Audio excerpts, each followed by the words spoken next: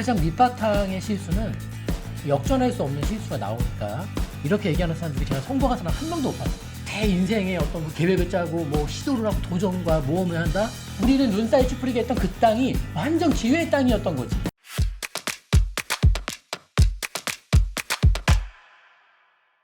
안녕하세요. 부자병법 박병찬입니다. 오늘은 이제 박사부가 있는 날인데 준비를 해왔는데 재미가 없어. 그냥 여러분들 혹시 뭐 듣고 싶은 주제가 있으시면은 한번 글을 좀 올려주세요.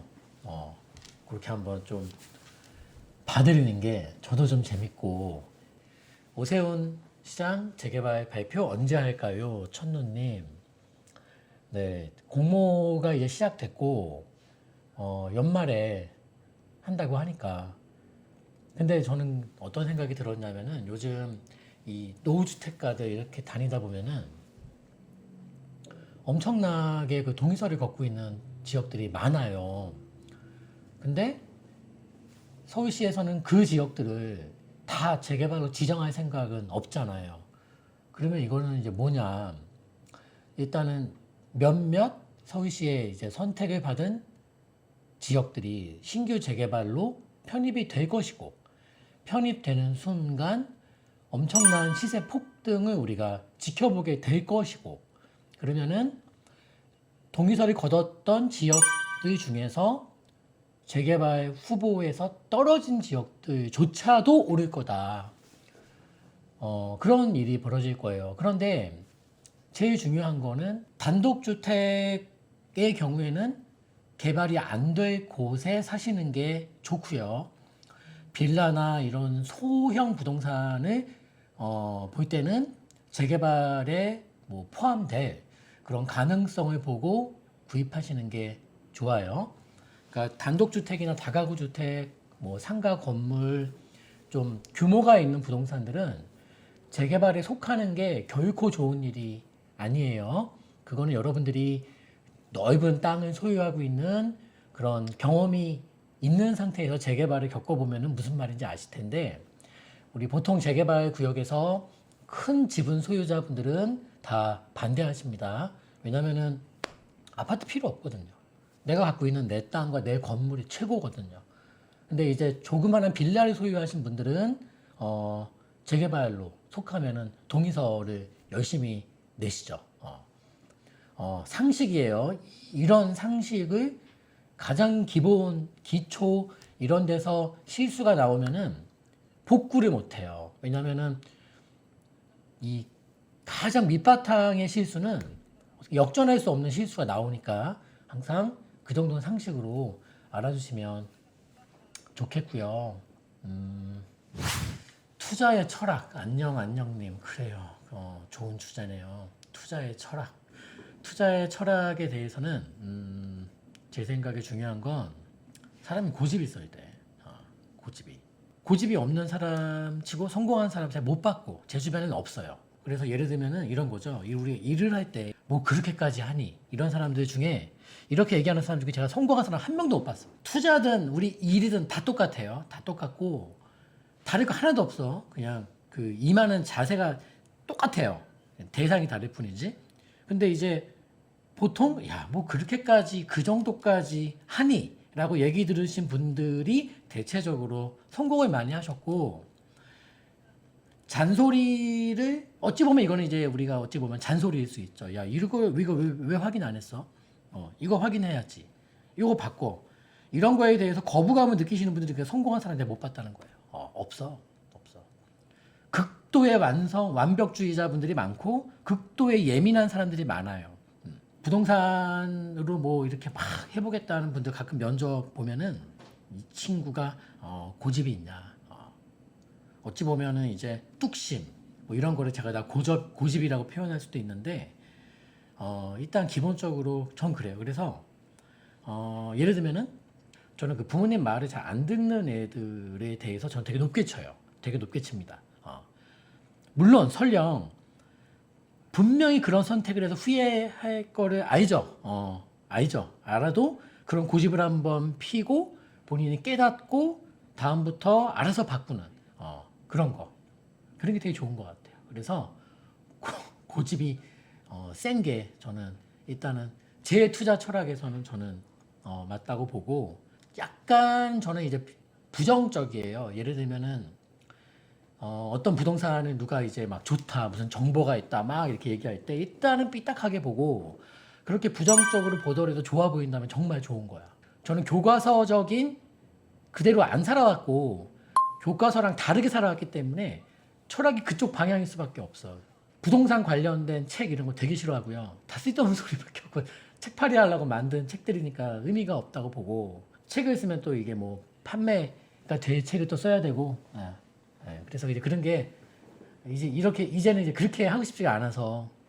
그리고 투자 철학에 있어서는 아무튼 고집, 그다음에 약간 부정적인 시작점이 부정적으로 갈 때 그렇게 이제 봐요. 근데 매사에 부정적일 수는 없잖아요, 우리가. 근데 종종 만납니다. 매사에 부정적이고 매사에 주변 사람들이 다 사기꾼으로 모이고, 그래요. 그럴 수도 있죠. 근데 이제 그런 생각까지는 제가 안 가요. 그래서 한쪽 귀는 닫고 한쪽 귀는 열고, 한쪽 눈은 감고 한쪽 눈은 반쯤 뜨고 있고, 그러면서 괜찮다 싶으면 눈에 다 뜨고 아니다 싶으면 눈에 다 감아버리는, 제가 사람을 상대할 때도 거의 그런 식으로 봐요. 그래서 우리 살다 보면은 정말 피해야 되는 부동산이 있듯이 정말 만나서는 안 되고 말도 섞을 필요가 없는 사람들 많이 있습니다. 물론 도움이 될 사람은 골라 만나는 그런 사람들도 있어. 제일 안 좋은 습성인데 그게 중요한 게 아니라 최소한 저는 그렇게 봐요.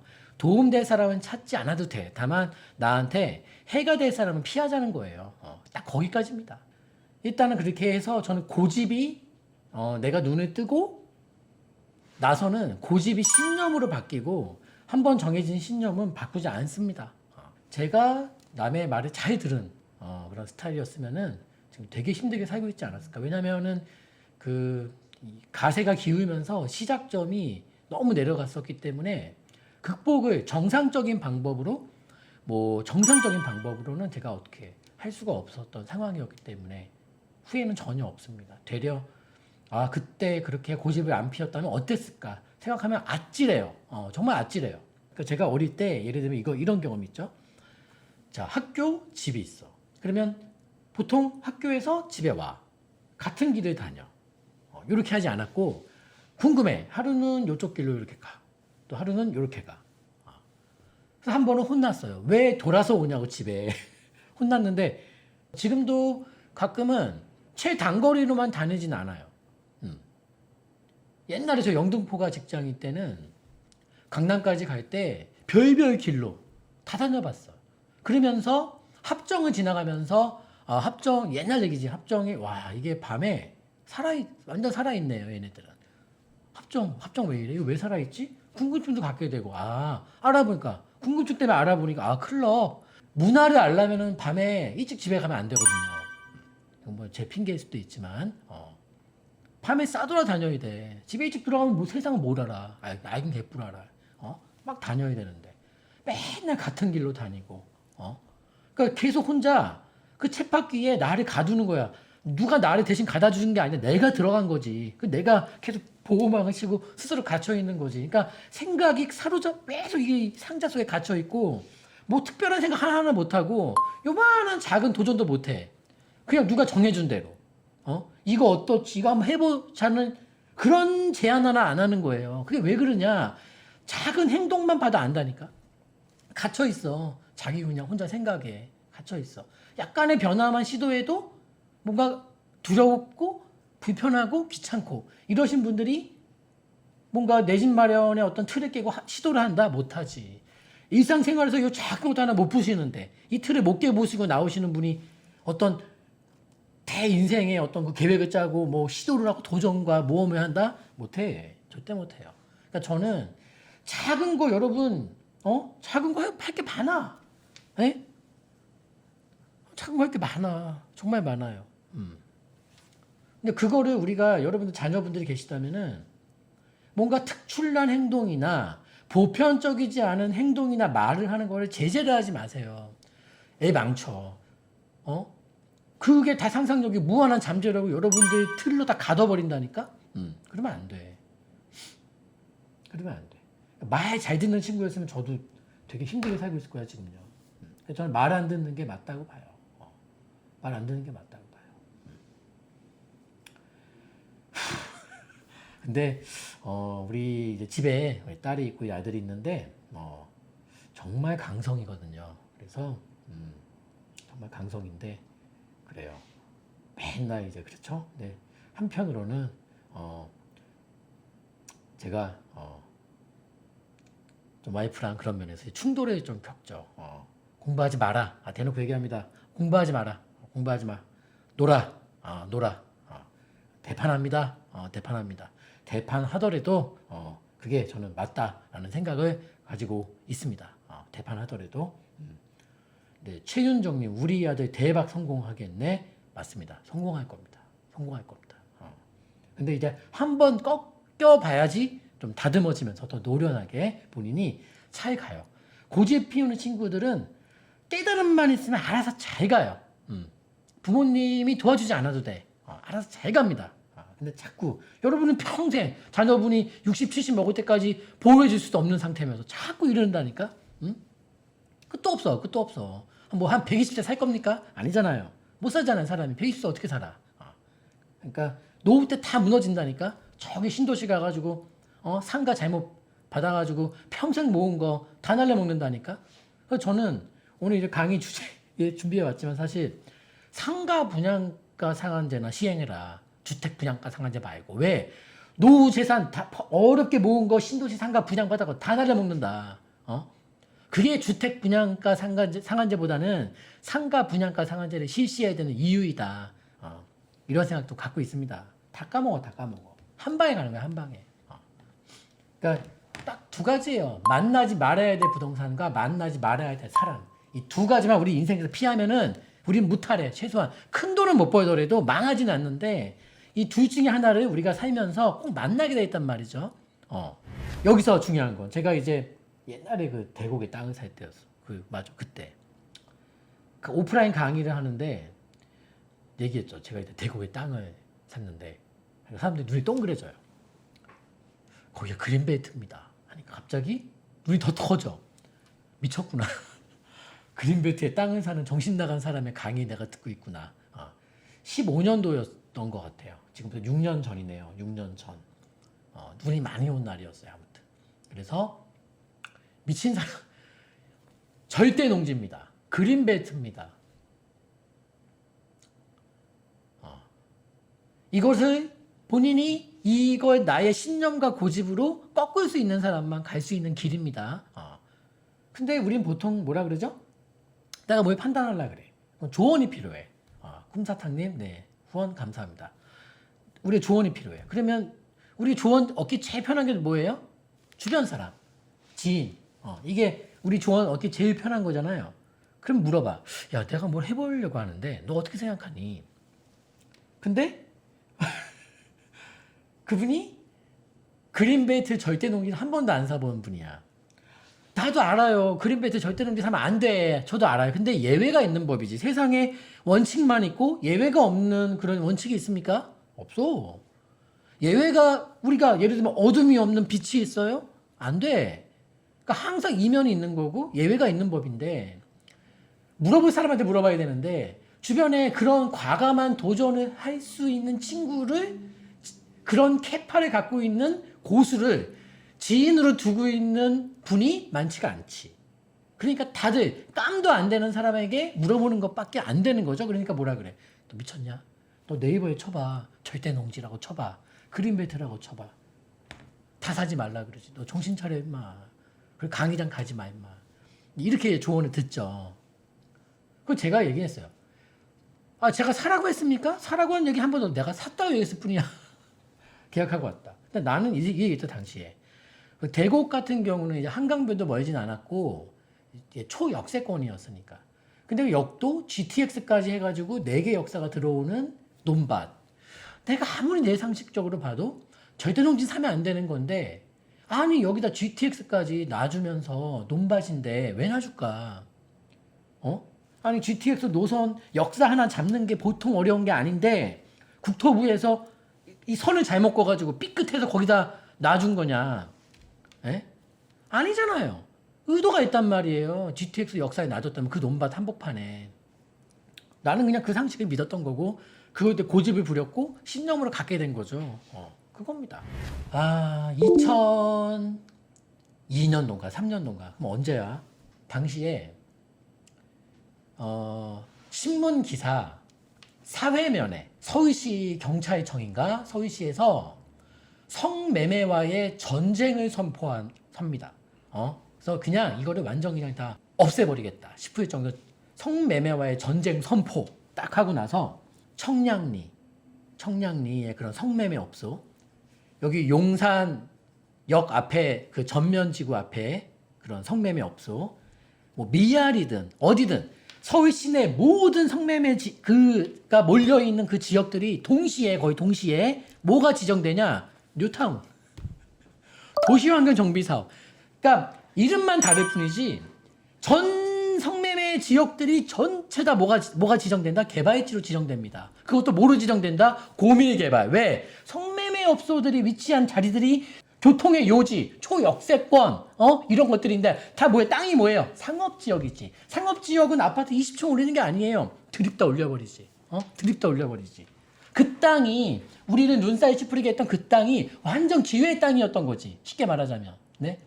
근데 우리가 당시에 대화를 할 때, 야, 저기, 청량리, 저기 성매매 업소 저 자리에 땅이 상업지역이래. 용적률이 1000%래. 이런 대화 안 하지 않았습니까? 웃긴 거. 그러니까 되게 웃긴 건 어떤 세상이 변하기 시작할 때 난 부동산 관심 있어. 난 주식 관심 있어. 맨날 주식 부동산만 보고 있어. 그러면 안 늘어. 아무것도 못 봐. 사회가 변하기 시작했잖아. 사회가. 근데 서울시에서 그 뭐 영등포든 이런 성매매 업소가 죄다 다 몰살되고 고층의 주상복합과 업무타운 빌딩으로 바뀔 거라는 시작은 경제면에 나온 게 아니라고. 사회면에 그 뉴스 내가 잊을 수가 없다니까. 사회면에 나왔던 뉴스. 뭐? 서울시에서 성매매와의 대전쟁을 선포하겠다. 그게 도심 역세권 개발의 시작입니다. 그게 정부의 시작이야. 그러면 관심을 갖게 되는 거예요. 이게 하루아침에 소름이 돋더라고. 소름. 서울 주상복합 좋게 봅니다. 좋게 보는 이유는 주상복합 자체가 좋은 상품이기 때문이 아니라 주상복합이 지금 그나마 거품이 적고 덜 올랐기 때문이에요. 우리가 경우에 따라서는 매수의 목적물을 정할 때 이거 완전 지금 바닥인데 튀어오를 것 같아. 이런 시기의 목적물. 그때는 뭐죠? 무조건 선봉회수, 선두그룹 이런 부동산을 잡는다면은 지금처럼 많이 올라버린 시장에서 추격을 하실 때는 기본적으로 덜 오른 부동산을 잡는 게 원칙이 됩니다. 그러니까 원칙과 예외는 시장 상황과 시기에 따라 바뀔 수 있다고 봐요. 근데 지금 원래 원칙이라는 것은 달리는 말을 우리가 먼저 잡는 게 원칙이라면은 지금 이 시장에서의 원칙은 걷고 있는 말, 좀 덜 간 놈, 걷고 있는 말도 한번 뛰거든요. 결국은 뛰어서 이제 격차를 맞추게 돼 있거든요. 주상복합은 굉장히 이제 그 주목을 못 받았던 부동산이고 사실 또 우리나라에서 이제 정서상 판상형 좋아하지 주상복합 이렇게 좋아하지는 않아요. 물론 그게 이제 라이프 스타일에 맞는 분도 계시지만은 보편적인 상품이 아니다 보니까 굉장히 적게 올랐죠. 근데 웃긴 건 지금 주상복합 그러면 사러 다니시는 분도 계시는데 호가는 이제 거래 신고가는 아직 그만큼은 아니지만은 호가는 굉장히 높게 부르는 그런 물건들이 각 지역별, 권역별 예를 들면 여의도도 주상복합 많이 있죠. 뭐 서초 강남 많이 있죠. 그다음에 뭐 용산에도 주상복합 많이 있고 저기 중구 쪽에도 주상복합들이 있는데 기본적으로 이 각 권역별로 호가를 되게 높게 부리기 시작했다. 이 현상이 동시에 벌어지고 있다. 이렇게 여러분들이 보시면 돼요. 토지거래 허가구역이 덜 오른 것일까요? 네, 저는 동의합니다. 덜 올랐다고 보고요. 토지거래 허가구역은 이거예요. 그 주변이 많이 오르게 만들어요. 왜냐하면은 시립주자 외에는 살 수가 없기 때문에. 그래서 그 주변. 근데 거꾸로 전세 시세는 그 주변보단 허가구역 자체가 더 많이 오르게 돼 있어요. 왜냐면은 혹시라도 허가구역 내에서 물건을 팔고 싶어 하시는 분들은 시립주자 외에는 이제 사고 팔고 안 되기 때문에 임대를 못 놔요, 아예 그냥. 그러니까 전세 매물이 허가구역 내에서 전세 매물이 나온다는 말의 뜻은 아예 안 팔겠다는 확실한 신념이 있는 분들만 전세 매물을 내놓을 수 있기 때문에 허가구역의 병폐는 허가구역 내에서 그 뭐예요? 전세의 시세를 되게 많이 올리는 역할을 하고 매매 시장은 허가 구역도 오르지만 그 주변이 사실 더 많은 반사이익을 받기 때문에 일종의 풍선 효과가 나온다. 그 허가 구역 같은 그런 허가제, 토지거래 허가제 이런 제도는 저는 사실 오세훈 서울시장이 그걸 따라 하시는 거 보면서 굉장히 실망을 많이 했어. 왜냐하면 시장론자시라면 시장론자답게 남 눈치 보지 말고 그냥 본인의 고집대로 하시면 좋은데 눈치를 많이 보셨죠? 왜냐하면 뭘 의식하셨겠습니까? 아, 오세훈 서울시장 때문에 집값이 오른다. 이걸 의식을 임기 초반에 많이 했기 때문에 알면서도 이게 효과 없는 걸 저는 아셨다고 봐요. 모르실 분이 아니시거든요. 알면서도 토지거래 허가 지정한 거예요. 그리고 보여주는 거예요. 이거 봐라. 이거 지정해도 효과 없다. 집값 오르지 않냐. 이렇게 면피성의 어떤 그런 한 수, 두 수 정도 본 정책을 쓴 건데 그렇지 않아도 허가제 같은 거 오세훈 서울시장이 하지 않더라도 시장론자분들은 그게 그분의 탓이 아니라는 거 알 텐데 참 이게 정치라는 게 그렇더라고요. 아무튼 간에 되게 아쉬웠습니다. 아무튼 이렇게 시장을 교란시키고 왜곡하는 정책은 진보든 보수든 안 쓰는 게 좋고 쓰면 혼나야 돼. 다 혼나야 돼요. 둘 다. 다 혼나야 됩니다. 그래요. 신옥수님 말씀처럼 물 흐르는 대로 그냥 둬도 되고요. 근데 경우에 따라서 비가 많이 오거나 비가 너무 안 오거나 했을 때는 당연히 개입해야지. 물길을 새로 놔준다든지 어떤 물을 이렇게 투입 뭐 이렇게 한다든지. 근데 그게 아닌 상태에서 딱 봤는데 이게 물길이 뭐가 잘못됐어. 물은 하루에 요양 몇 시에서 몇 시까지 요렇게 한만 하고 이렇게 정해주고 있는 게 제가 안타까운 얘기예요. 안타까운 얘기입니다. 개입을 하지 마라가 아니라 왜 지나친 개입을 하냐 이런 얘기입니다. 이젠 그분들도 아시지 않을까? 이 정도 했으면 4년이면 이제 증거가 났잖아. 4년 전에 문제 삼았던 얘기들 됐잖아. 그래서 뭐 맞췄다고 기분 좋을 것도 없고요. 다만 되돌릴 수 없다라는 게 지금 상황입니다. 아무튼 간에 이제 못 되돌려. 되돌리는 데는 온 것보다 최소한 2배 이상의 고통과 시간이 따를 겁니다. 비용과 2배 이상의. 바로 잡는데. 우리 골프 쳐보신 분들은 아실 거예요. 어디서 이제 엄한 스윙 배워서 고치는데 돈이 더 들어. 네? 그러니까 잘못된 거 아예 모르는 상태로 배우면은 만약에 뭐 돈 100, 200으로 끝낼 수 있는 일이라면은 잘못된 거 다시 잡으려면 돈 600, 700 드는 거예요, 이제. 네? 이게. 그래 가는 거예요, 이제. 그래서 뭐라 그러죠? 우리 이제 코치들이 처음 제자를 드릴 때 백지는 드리더라도 어디서 엄한 거 배운 친구는 아예 제자를 안 받는다고 하지 않습니까? 우리 골프에서 이제 선수 키우기 시작할 때 웃긴 거야 이게 지금요. 이인님 땅 매입하는 방법 일단 뭐 열심히 다녀야지. 땅 매수하는 거 열심히 다녀야 되고 지주라고 하잖아요. 지주는 정말 예민하고 지주는 우리가 솜사탕 다루듯이 해야 돼요. 젖은 손으로 솜사탕 다루듯이. 그러니까 만지면 녹아. 사라지거나 없어지는 거야. 그러니까 부동산한테 이런 사람도 있어. 부동산한테 모든 걸 시키는 사람들이 있는데 저는 그런 스타일은 아니고 제가 부동산을 교육시키거나 아니면 사장님 내가 복비를 줄 테니까 사장님 좀 빠져 있어봐. 왜냐하면 부동산들 중에서 고집이 또 나오는데 고집을 올바른 방향으로 피면 좋은데 고집을 잘못된 방향으로 피는 우리 중개업자분들이 계세요.